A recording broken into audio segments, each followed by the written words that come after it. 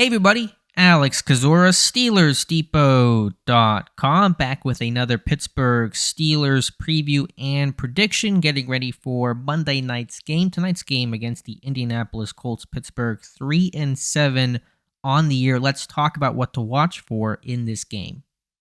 Just a quick overview of the Colts offense and defense. They are returning Matt Ryan, who was briefly benched earlier this year in a move that never really made much sense to me. Ryan's certainly not been all that good this year, but better than the replacement, Sam Ehlinger. And so Ryan's a guy that's taken less sacks, distributes the ball better, gets the ball out quicker, those kinds of things. Just a more veteran quarterback, all the things you would expect with that. Of course, when it comes to the Colts, their run game is the place to start, the first thing you have to stop if you want to have a chance to win this game. Jonathan Taylor, I mean, his down year, you could call it, quote unquote, it's been a bit limited by injury earlier in the season. He's healthy now, but his down numbers are typically a good season for any, a normal average running back. If Najee Harris was putting up the numbers that Jonathan Taylor's putting up right now, we'd be talking about a great season that Najee Harris is having. So that just kind of tells you the type of back that Taylor is. He's a big play threat. He's a powerful guy.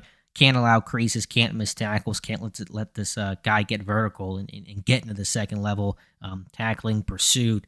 It'll take more than one guy to take down Jonathan Taylor, so that's going to be an obvious key in this game. Offensive line, it's weaker at the tackles. They still have Quentin Nelson at left guard. Remember his rookie year, Kim Haywood had a really strong game against him. Want to see that matchup this time around. They run a lot of duo schemes, man blocking, get downhill. Nothing too creative, but it's effective, and they most often run behind that big left guard, Quentin Nelson. In terms of their pass game, they got some big receivers in the sense of some literally and physically big guys. And Alec Pierce, the rookie from Cincinnati, who's a big play threat that I know Pittsburgh looked at a little bit in the pre-draft process. They were at his pro day. You have Michael Pittman, their leading receiver, a guy that can play in the slot, that big slot that's going to be an issue potentially. And then Paris Campbell, a bit smaller, but a speedster guy that's having a good season for them overall. And they run a lot of tight end personnel, heavy tight end personnel. It looks like one of their guys, Kylan Granson's going to be out of this game. But they still have Mo Alley Cox, a former basketball player, a big guy.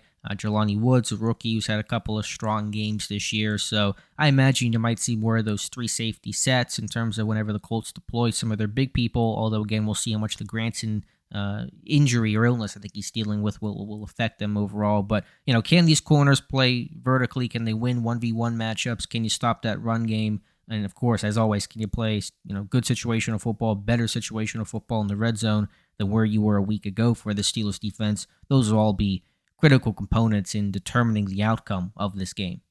Colts defense has some uncertainty as I'm recording this. There's a bug going around in that Colts room, much like myself, still getting back to 100%. But so I'm not entirely sure recording this Sunday evening on the status for some guys like Zaire Franklin, their top linebacker, who entered the week as the leading tackler in the NFL. He's a really good player on tape at 110 tackles. Coming into this one in all situations, 100% snap kind of guy. Overall, their D-lines had some injuries, but still some talented players. Grover Stewart's one of the more underrated D tackles in football. DeForest Buckner's a big, long pedigree guy that is always attractive to teams like Pittsburgh because of the combination they have in athletic skill set and in the pedigree. And so he's going to be someone to deal with overall. They don't blitz a lot. They're a four-man rush heavy team, which is their personality. It's been that way for years, as is most even fronts. They only blitz 15% of the time, but their pressure rate's decent. They run a lot of stunts. Pittsburgh's not handled stunts well in recent weeks. Their linebackers overall are strong, whether you're talking Bobby Okereke, again, Franklin if he plays. They're athletic. They carry. They're asked to do a lot in coverage in the Colts system. They got some guys on the outside and Stephon Gilmore on the outside, and then Kenny Moore in the slot, one of the better slot, maybe the best slot corner in football right now. Kenny Moore, very Mike Hilton, very much up there with him. Teron Johnson in Buffalo. Those are all really strong slot guys, and Moore is one of the best against the run. That'll come downhill, that'll play physical, that is out there even against really heavy personnel, so that's a guy to really account for.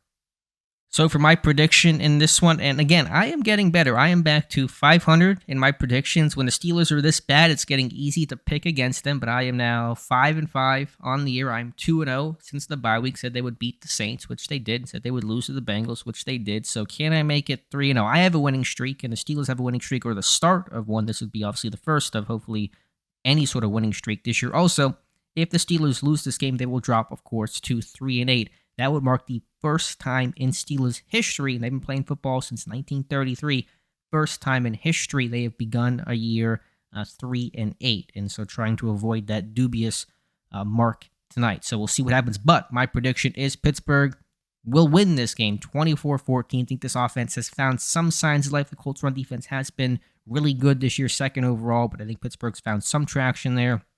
The offense has gotten better, and defensively, I think that Steelers pass rush against that Colts offensive line that is not held up well in protection will do enough to make splash plays, put the Colts in third and long, maybe try to remove that run game a bit. And the Steelers' run defense has been around top 10 this year. I think maybe even better than top 10, so that's something to factor in as well. So let me know your thoughts in the comments below. Will Pittsburgh win this game, or will the Colts win it? I believe the Colts are slight favorites, being the home team right now. But let me know your thoughts in the comments below. Please like this video and subscribe to the channel if you have not done so already. I will do my best to get a video out recapping the game a little bit after. Of course, that video will come out very, very late, but it should come out at some point in the early morning. So thank you guys again. Let me know your thoughts in the comments below, and we'll talk to you soon.